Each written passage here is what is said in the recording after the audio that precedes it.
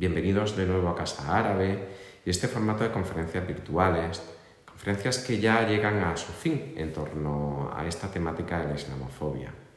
Hemos podido hacer un repaso con la primera conferencia con la profesora titular de Estudios Árabes e Islámicos de la Universidad Autónoma de Madrid, Luz Gómez García, que nos mostró cómo se alimentaba la islamofobia de posiciones ilustradas. La segunda parte, la arabista y profesora Laura Mijares, nos introdujo en la temática de la islamofobia de género y para la ocasión contamos con la doctora Ariadna Solé. Ariadna ha trabajado en el Plan Municipal contra la Islamofobia, contexto en el que centrará su discurso, una primera parte sobre ejemplos y casos de estudio, así como las conclusiones a las que llegaron sobre ámbitos donde más se dan estos casos de islamofobia, principalmente en la ciudad de Barcelona y de forma extensible a toda España.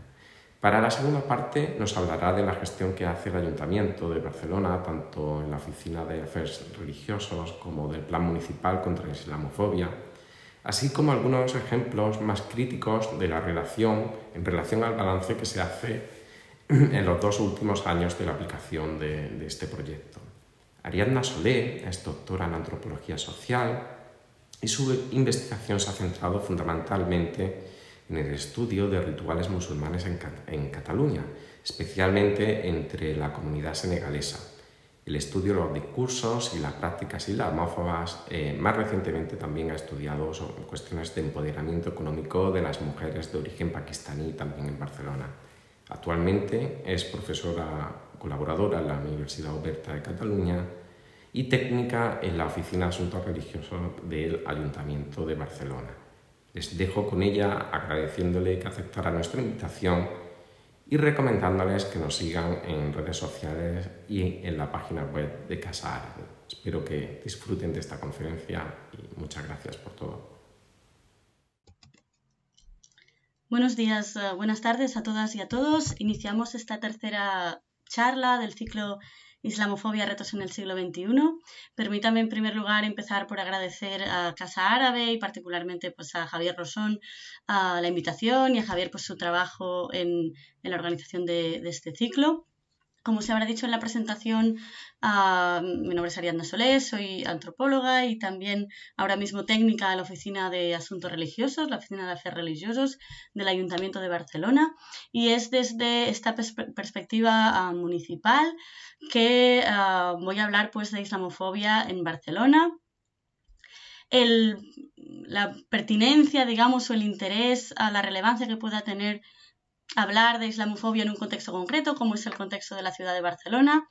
No es tanto que exista alguna particularidad muy específica del fenómeno de la islamofobia tal y como se da en nuestra ciudad, que puede ser tener pues, muchos paralelismos con el que se da en otras ciudades europeas, sino que creo que el interés radica en el hecho de que en Barcelona disponemos de un estudio que se hizo en 2016, un intento, digamos, de diagnóstico sobre la existencia o no de islamofobia en la ciudad y que trató de delimitar, digamos, o de definir en qué ámbito se producía esta islamofobia. La existencia, pues, de un estudio que se hizo amplio y con el máximo rigor posible y también de la existencia de una serie de estrategias municipales para combatir la islamofobia que son particulares, especialmente el plan contra la islamofobia, ¿no? Un caso bastante, digamos, único en las ciudades de nuestro país, en las ciudades españolas y diría también en las grandes ciudades europeas. La existencia pues, de un plan específico de lucha contra la islamofobia y de otros servicios y normativas municipales que tienen relevancia en este tema y que creo que serán interesantes. La presentación va a tener 3 partes. Digamos, la primera va a ser pues, la explicación de los resultados de este estudio, de este diagnóstico. Después detallaré pues, estas estrategias municipales de lucha contra la islamofobia, concretamente el plan contra la islamofobia, pero también les hablaré de otros servicios municipales como es la Oficina de Afers Religiosos y la Oficina para la No Discriminación. Y finalmente terminaré con una conclusión muy breve de balance, digamos, de estos años de funcionamiento del plan y valorando un poco cuáles son los retos que tenemos ahora mismo sobre la mesa. Antes, permítanme hacer un mínimo contexto de lo que es la comunidad musulmana en Barcelona. Me oculto un momento para que puedan ver el mapa. Actualmente tenemos unos 33 centros de culto en la ciudad. Tenemos contabilizados 33 centros de culto islámicos, oratorios, digamos, en la ciudad. Una encuesta de valores sociales realizada en 2018 nos da que un porcentaje de un 2,5% de la población se declara musulmana. Son porcentajes orientativos, pero que nos pueden ayudar a darnos una idea, pues, de la presencia del Islam en la ciudad.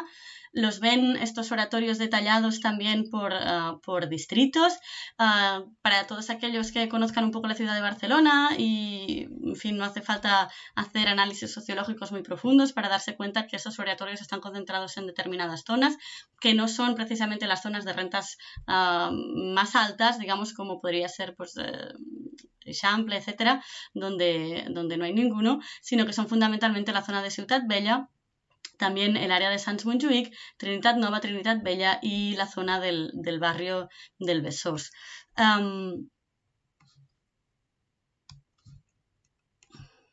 Bien, históricamente, muy rápidamente, para no mencionar lo que, digamos, la presencia histórica del Islam en la ciudad, el primer oratorio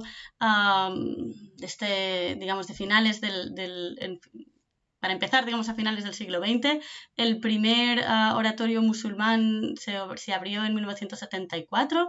Lo abrió en ese momento un grupo de estudiantes, sobre todo procedentes de países de Próximo Oriente. Sin embargo, la comunidad musulmana en la ciudad hoy en día está compuesta de personas de distintos orígenes, de personas, la mayoría de ellas, o la mayoría o muchas de ellas personas nacidas ya en Barcelona. Estamos hablando de una comunidad que lleva ya 40 años de consolidación, sobre todo aquellas personas que puedan tener orígenes familiares, pues, en Marruecos o en Senegal, que son quizá las comunidades, pues, más antiguas. Tenemos también una importante comunidad pakistaní, también procedente de Bangladesh, un centro de culto que está llevado por una comunidad procedente de Ghana y también personas locales, digamos, que han decidido, por la razón que sea, abrazar el Islam. El Islam en Barcelona es un Islam diverso, hay diversidad de orientaciones doctrinales, pero sí que tiene en común, como decíamos, una situación generalizada de precariedad de recursos que se aprecia también en estos centros de culto. Bien, me voy ya, por lo tanto, a la primera parte. Hablar de este diagnóstico. Este fue un estudio que fue encargado por el mismo Ayuntamiento de Barcelona, fue coordinado por Alberto López Vargados y participamos en él, tuve la suerte de participar en él como investigadora. También junto con Martin Lundsten y todos, el equipo, digamos, estábamos todos vinculados a la entidad Stop als Fenomen Islamòfob Safi, que volverá a aparecer durante la presentación. Y el estudio tuvo como premisa intentar descubrir si en Barcelona existía islamofobia y si se producía, en qué ámbitos. Si les interesa, está disponible en internet para descargar en el link que ven debajo de mi imagen. No les quiero aburrir con cuestiones de tipo metodológico, pero sí que quiero mencionar que fue un estudio que se hizo con una cantidad importante de entrevistas, fundamentalmente, pues, tanto a personas musulmanas, ya sean líderes comunitarios o asociativos, portavoces de las comunidades musulmanas, pero también a representantes, trabajadores de la administración pública, y sobre todo se apoyó en grupos de discusión que se intentó, digamos, tener en cuenta distintos ejes, entre ellos el eje de género, ¿no? Teniendo en cuenta, pues, dar una voz específica a las mujeres, y también se intentó buscar personas, no solo estos líderes asociativos, sino personas también con, digamos, menor capital social, musulmanas de a pie, que pudieran dar, pues, también su punto de vista. Y los datos que les voy a presentar a continuación proceden fundamentalmente del diagnóstico, pero también de lo que fue el proceso consultivo anterior al Plan Municipal contra la Islamofobia, en el cual se hicieron también una serie de entrevistas a expertos, entidades, a personas musulmanas. En este caso también se hicieron grupos de discusión con personas jóvenes, con mujeres, etc. Bien, sobre la definición del concepto de islamofobia ha habido larguísimas discusiones en las cuales no voy a entrar en profundidad. Sabrán que ha habido discusiones sobre, digamos, el misma concepto de fobia, que remete, digamos, al ámbito psicológico y no tanto al ámbito social. Ha habido críticas o discusiones sobre si la islamofobia es un fenómeno antiguo o es un fenómeno más bien moderno, ¿no? La primera charla de este ciclo ya se citó, por ejemplo, la tesis, ¿no? de Vincent Heiser, sobre si debemos hablar de islamofobia o de racismo antimusulmán, porque cuando hablamos de discriminación hablamos de una discriminación que afecta a las personas.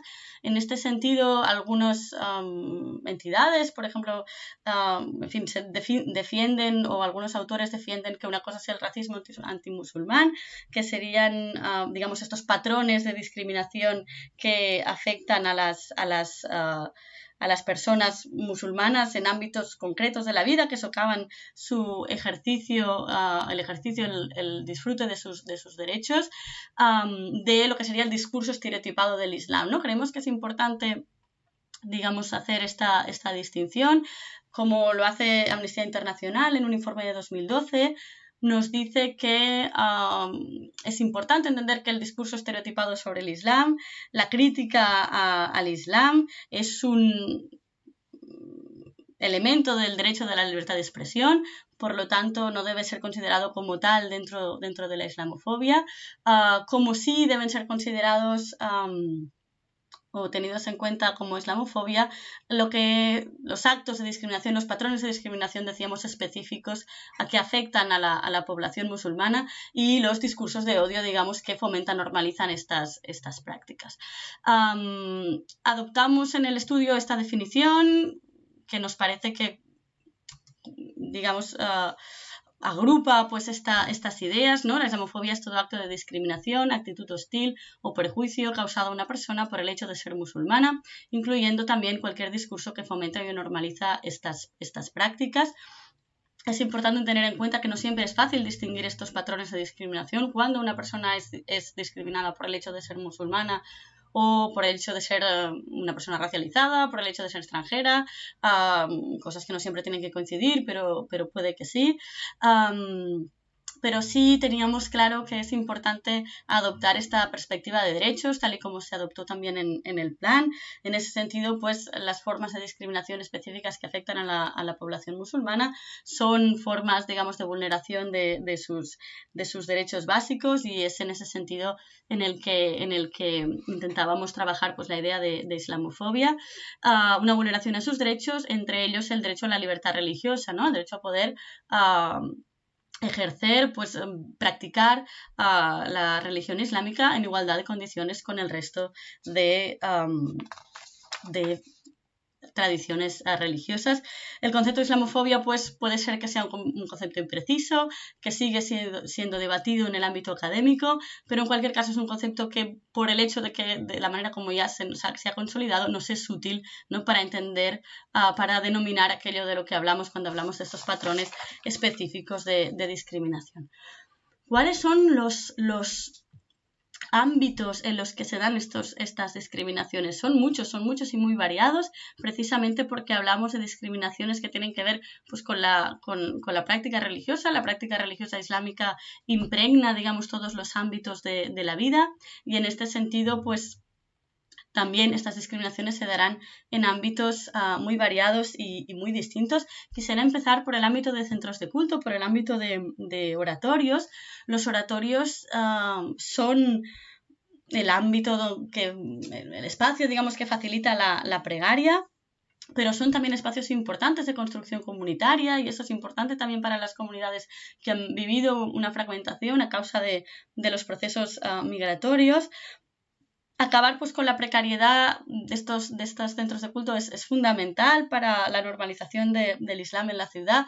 La misma precariedad puede contribuir pues a que se generen ruidos, a que se generen molestias, etcétera.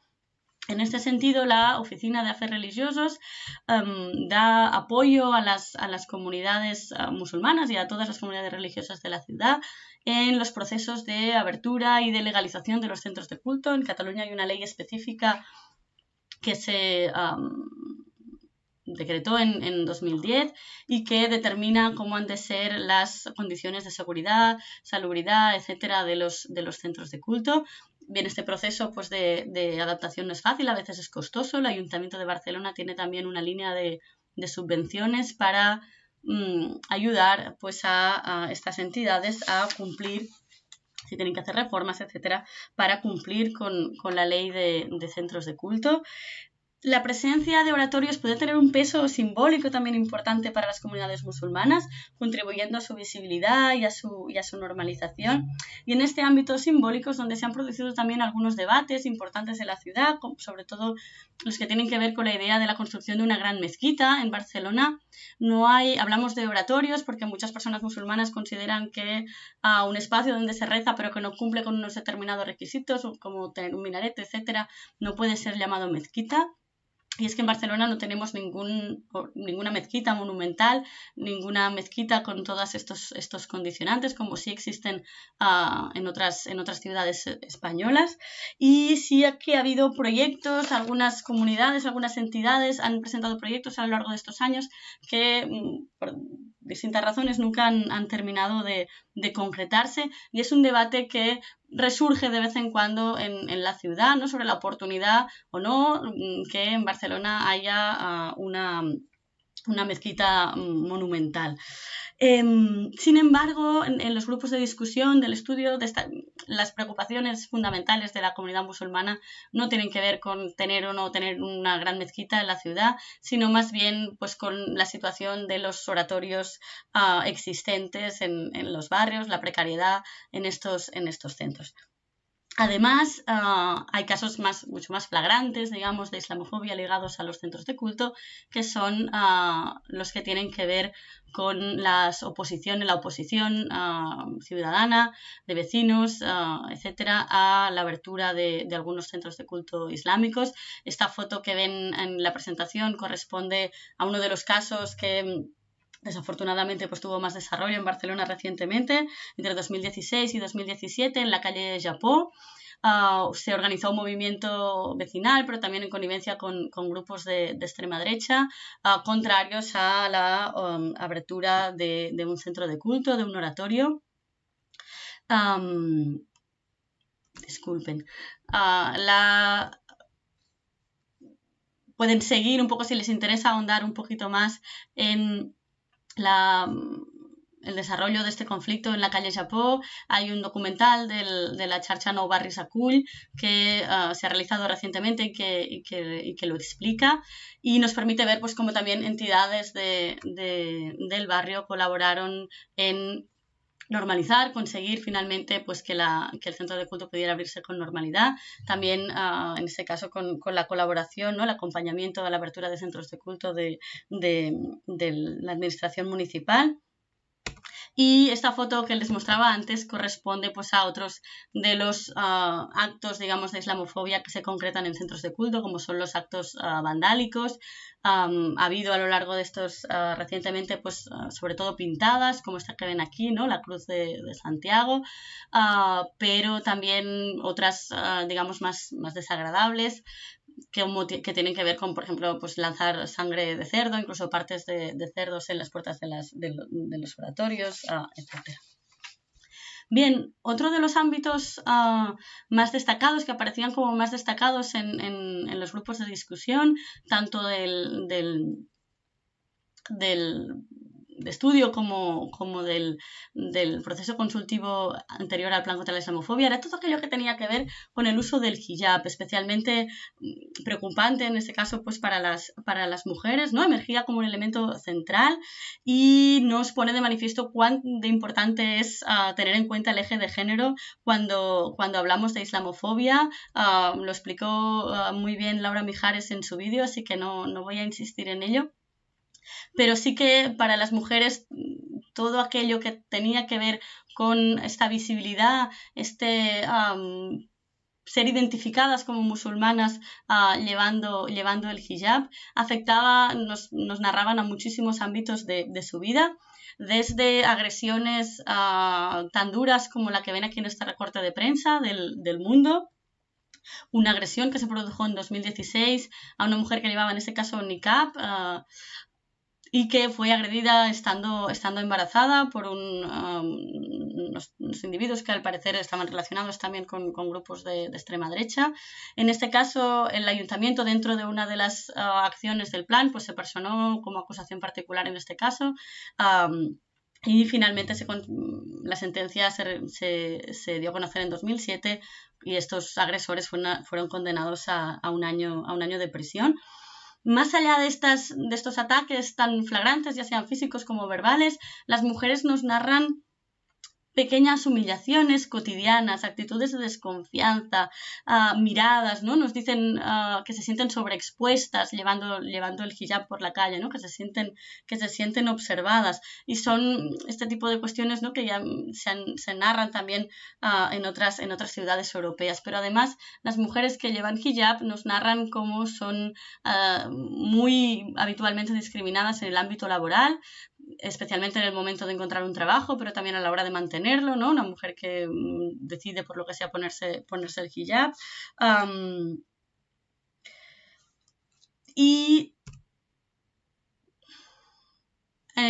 Recogimos varios casos parecidos. Esta foto que ven aquí corresponde a una post en redes sociales del caso de una joven que era estudiante de enfermería y que no se le permitió realizar prácticas en un centro de salud utilizando el hijab. Pongo este ejemplo, aunque esto se dio en Igualada y no en Barcelona, porque recogimos varios casos muy parecidos en Barcelona de mujeres que nos decían que deben realizar prácticas obligatorias en sus estudios y que no consiguen encontrar un centro, una empresa que les permita realizar estas prácticas con hijab, ¿no? En el ámbito laboral resulta pues un elemento central. Las mujeres, todas las mujeres a las que entrevistamos que llevaban hijab insistían en que el llevarlo correspondía a su voluntad personal, ¿no? Pero ellas, digamos, se quejan que sistemáticamente, digamos, se les niega esta agencia, ¿no? Se las acusa de estar subyugadas, ¿no? De ser víctimas, digamos, de estas ideas patriarcales, pero a la vez de alguna forma se las culpabiliza, ¿no? de esta misma discriminación, digamos. En fin, nos vamos a otro ámbito, el ámbito que tiene que ver con rituales y festividades, que a pesar de que no fue uno de los ámbitos que más se mencionaron en los grupos de discusión, sí que es uno de los ámbitos pues, que están ahí en el trabajo de los servicios municipales de gestión de la diversidad religiosa, de la Oficina de Afers Religiosos, por ejemplo, y que se es consciente desde el ayuntamiento pues, que hay ahí una cuestión que hay que resolver. En fin, a través del estudio de los rituales, tuve la ocasión también de participar en una investigación que en este caso coordinó Jordi Moreras y que dio lugar a un libro que se tituló Diàspores y Rituals, el ciclo festivo de los musulmanes en Cataluña, y a partir de ahí veíamos como a través del seguimiento de estos rituales islámicos se observa pues una comunidad caracterizada por una precariedad de recursos, volvemos aquí, una invisibilidad social que dificulta su reconocimiento, vemos un rechazo, digamos, a menudo a estas exposiciones públicas de esta religiosidad islámica, especialmente aquellas que son, por decirlo así, sensorialmente más impactantes o más vistosas. En Barcelona existió una polémica importante alrededor de la festividad de la Shura, esta festividad chiita. En Barcelona hay un oratorio donde asiste, digamos, una comunidad chií que organiza cada año pues, la festividad de la Shura y hubo bastante, digamos, oposición a esta celebración que va por las calles, digamos, de Ciutat Vella. Finalmente, el ayuntamiento y la comunidad llegaron a una serie de acuerdos por los cuales pues, se delimitó de alguna forma el circuito, pero también, por ejemplo, la presencia de menores, etc. Bien, bien, todo ello tiene que ver también con cómo se conceptualiza esta idea del espacio público, ¿no? De un espacio público como libre, digamos, de religiosidad, donde de alguna forma las expresiones de religiosidad católica no llaman la atención, ¿no? Dentro de eso que Marguerite llama, ¿no?, el catolicismo banal, pero donde estas expresiones religiosas, llamémoslas exóticas, llaman la atención y a menudo generan este rechazo. También algunas comunidades musulmanas encontraban dificultades a la hora de conseguir un local donde realizar algunas de estas celebraciones, donde realizar, por ejemplo, plegarias más multitudinarias, y ante estas dificultades, en 2016, la que era entonces comisionada de Inmigración, Interculturalidad y Diversidad, Lola López, publicó una medida de gobierno sobre el trato igualitario a las entidades religiosas en la realización de actividades puntuales en el ámbito público. El objetivo es que estas comunidades islámicas, en gran medida, pudieran tener un trato igualitario a la hora de acceder, pues, a estos equipamientos, como pueden ser, pues, equipamientos deportivos, etcétera, para realizar, pues, estas festividades. Una de las conclusiones a las que llegábamos en ese estudio que acabo de mencionar, Diásporas de Rituals, era también que los rituales no solo son para la propia comunidad, ¿no?, sino que a veces también son el momento en que la comunidad se presenta a la sociedad en general, son un momento, pues, de reconocimiento simbólico por parte de las administraciones, por parte de la sociedad. Y aquí un papel importante lo han tenido la celebración de iftars comunitarios, ¿no?, durante el mes de Ramadán, en el momento de la ruptura del ayuno, pues varios días, varias entidades en distintos lugares de la ciudad organizan habitualmente estos iftars que se hacen, pues, en la calle, ¿no?, donde la comunidad invita a romper el ayuno también, pues, a vecinos, vecinos, vecinas del barrio, acuden habitualmente también a autoridades, etcétera, y que son, pues, un importante momento, decíamos, de reconocimiento simbólico. En esto no todas las comunidades están de acuerdo, algunas prefieren, pues, replegarse, digamos, en el ámbito familiar y comunitario, por estar en el punto de mira de las administraciones, de los medios. Las opiniones en este sentido, pues, son diversas.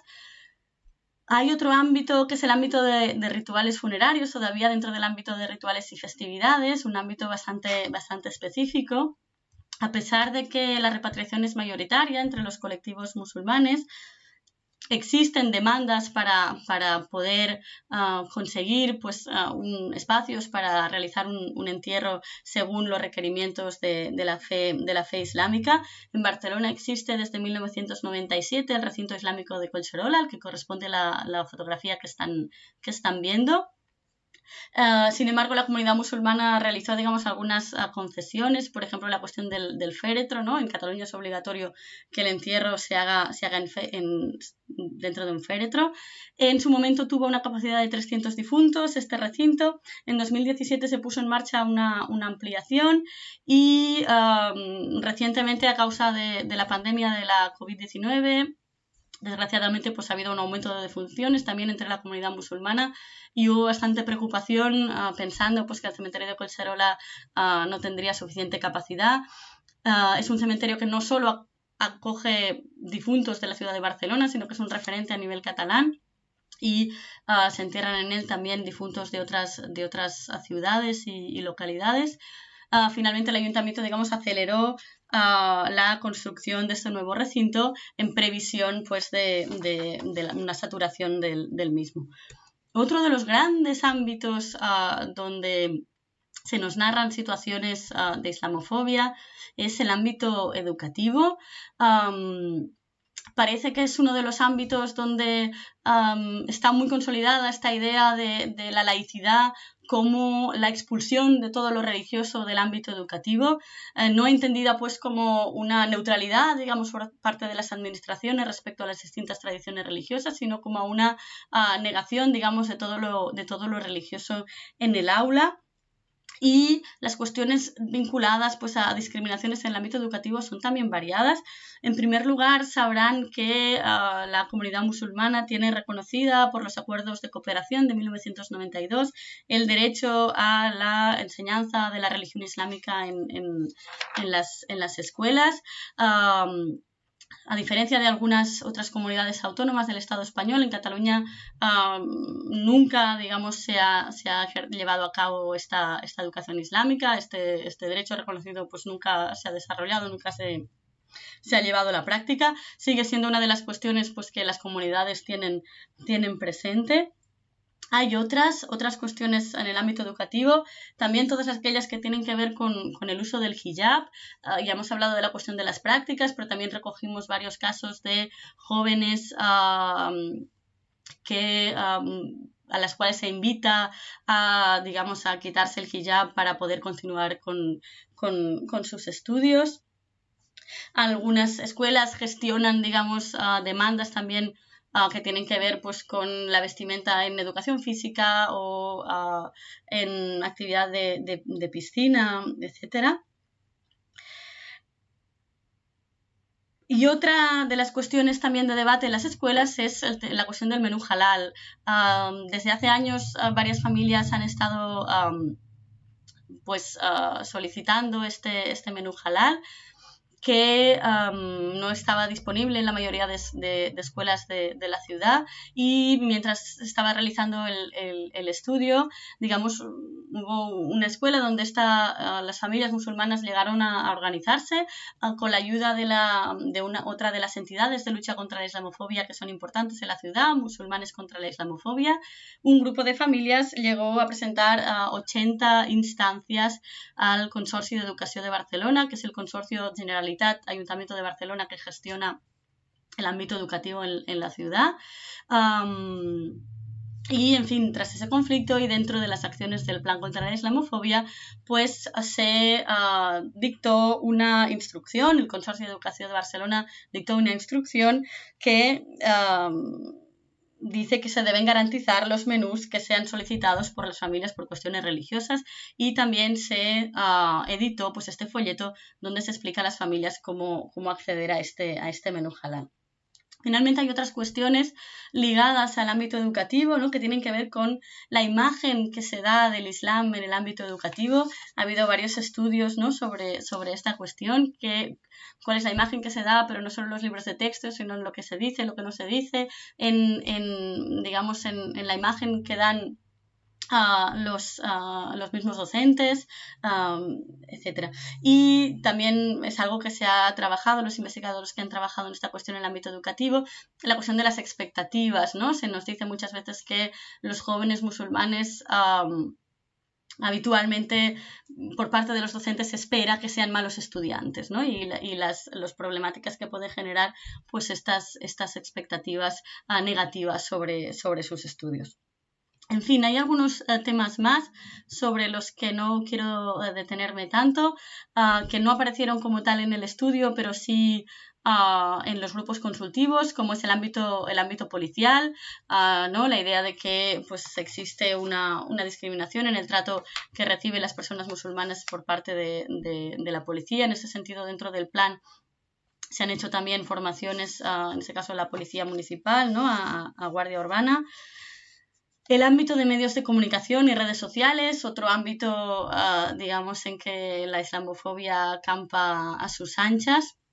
En este sentido, el Plan contra la Islamofobia también ha llevado a cabo distintas acciones, como fue las jornadas internacionales que se llevaron a cabo en 2017 sobre Barcelona versus odio, en que se trató esta cuestión.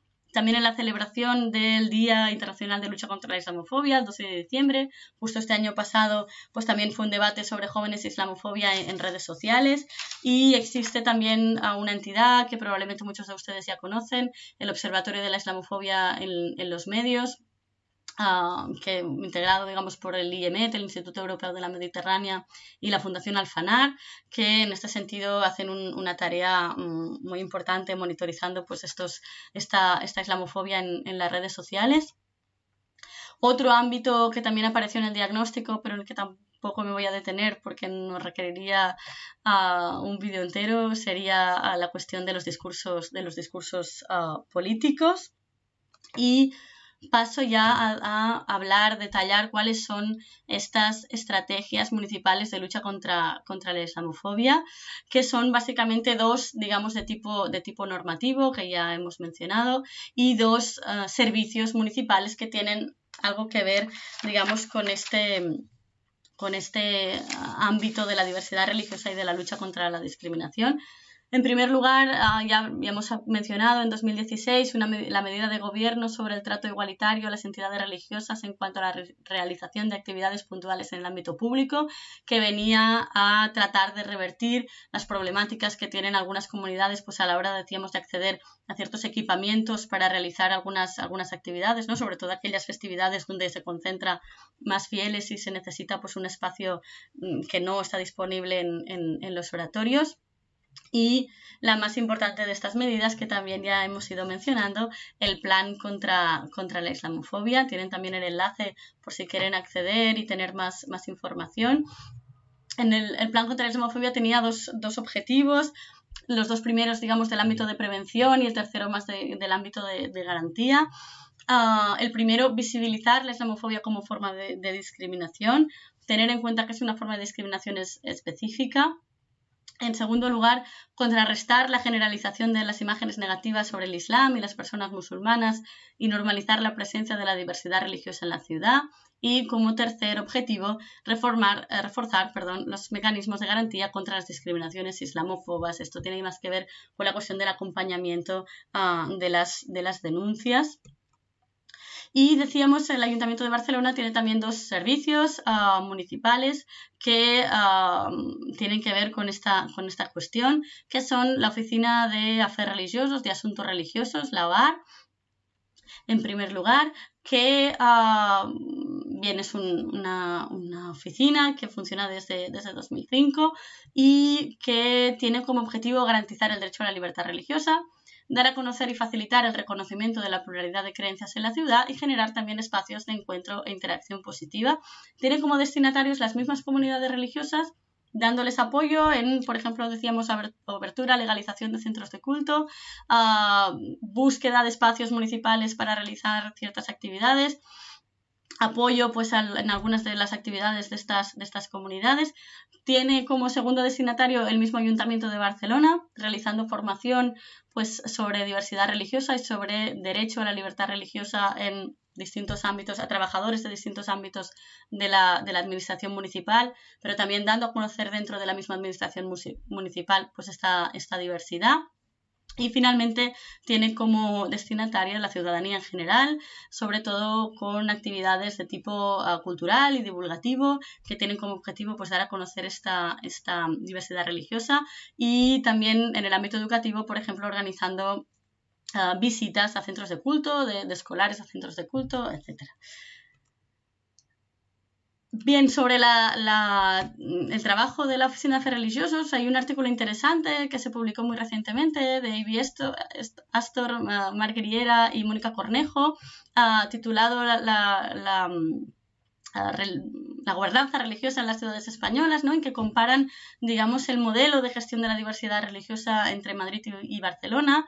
Ellos le llaman ¿no? hands-on, hands-off, ¿no? El modelo de Barcelona es un modelo hands-on, es un modelo, digamos, proactivo, por decirlo así, de gestión de la diversidad, en que el ayuntamiento trata de tener un contacto con las comunidades religiosas y, digamos, intervenir en esta gestión, y un modelo, digamos, más de dejar hacer, que sería en este caso el modelo de Madrid. Creo que es un artículo interesante si les interesa esta cuestión.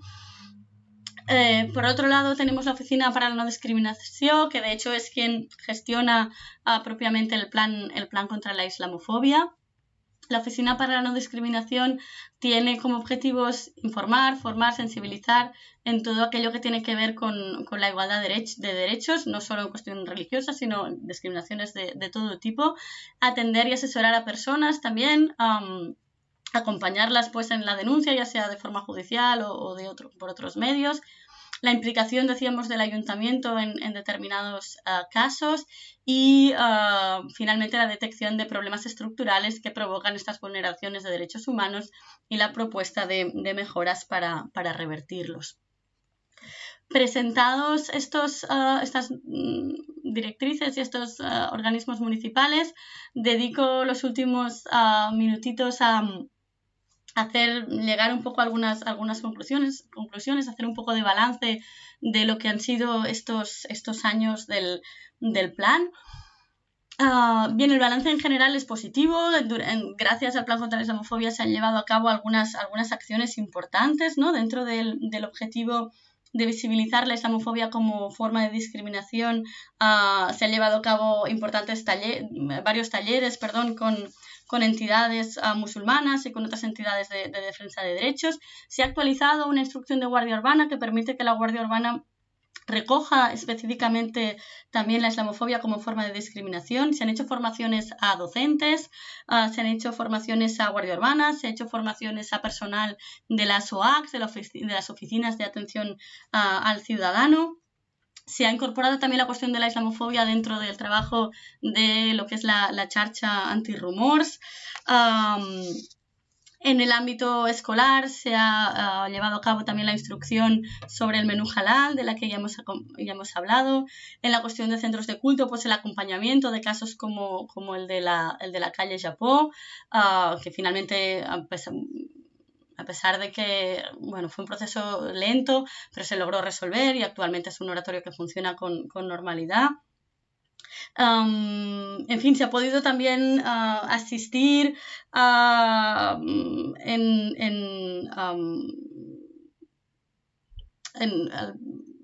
intervenir, digamos, asistir a las reuniones que tienen que ver con el Proderae,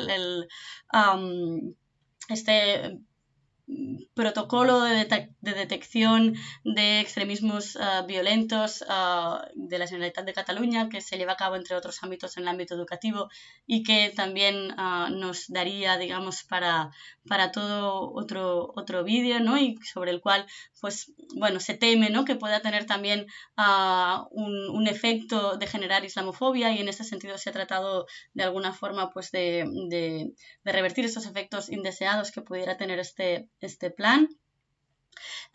Quedan, sin embargo, olvidaba en el ámbito de impulsar el litigio estratégico, ¿no? En este ámbito de garantía, pues también decíamos el acompañamiento de casos como la agresión a la mujer embarazada. En fin, y decía, el balance es positivo, pero queda muchísimo por hacer, queda mucho por hacer en el ámbito educativo, en el ámbito institucional. Y quisiera terminar por insistir en otro de los ámbitos donde realmente se está concentrando un poco ahora la tarea, ¿no?, de los responsables del plan, que tiene que ver con la falta, digamos, con la infradenuncia, ¿no?, con la falta de datos, con la falta de denuncias. Disponer de datos es esencial para poder diseñar estrategias para combatir la islamofobia, y en este caso la cuestión de la falta, digamos, de denuncias es un problema importante. Esto que están viendo aquí en pantalla es un informe que es el segundo año que se realiza. Lo realiza la Oficina para la No Discriminació, junto con 18 entidades de la ciudad que recogen casos de discriminación de distintos ámbitos. Y en este informe, de entre todas las discriminaciones que han recogido estas entidades, como su racismo, entidades de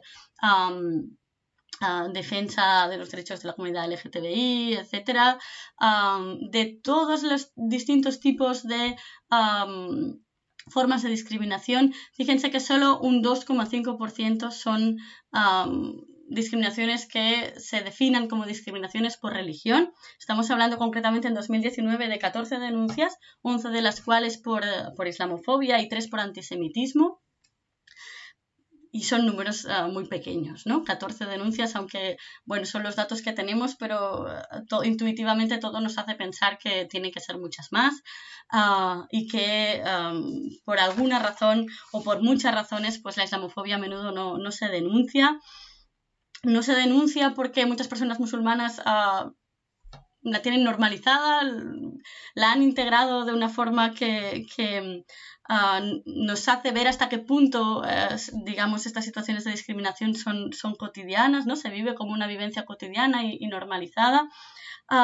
También por desconfianza, miedo en el sistema, la creencia pues, que la denuncia no servirá, por la vulnerabilidad del perfil a veces de las víctimas, ¿no? Incluso personas que puedan no tener permiso de residencia y que eso les haga temer pues, la denuncia, por la falta de conocimiento de los propios derechos, que esto es algo también pues, que sobre lo cual hay que seguir trabajando, ¿no? Y que se trabaja desde el plan esta formación, digamos, a las mismas personas musulmanas, a las mismas comunidades religiosas, pero sobre lo cual hay que seguir trabajando, y seguramente también hay otros motivos por los cuales no se denuncian, ya pues, quizás más de carácter emocional, que pueden ser la vergüenza o la negación.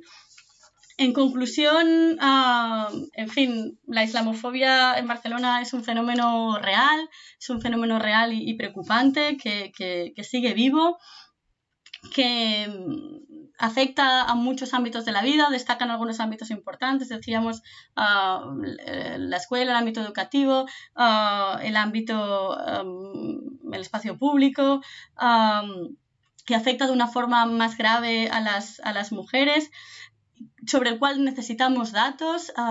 Uno de los recientemente el Ayuntamiento ha subvencionado un proyecto de la entidad SAFI que abre un observatorio contra la islamofobia, permitirá mediante un formulario de denuncia recoger estas denuncias que se incorporarán en el informe del año próximo, el informe de discriminaciones. Confiemos pues que los datos sobre discriminación por motivos de religión, en ese caso, aumenten.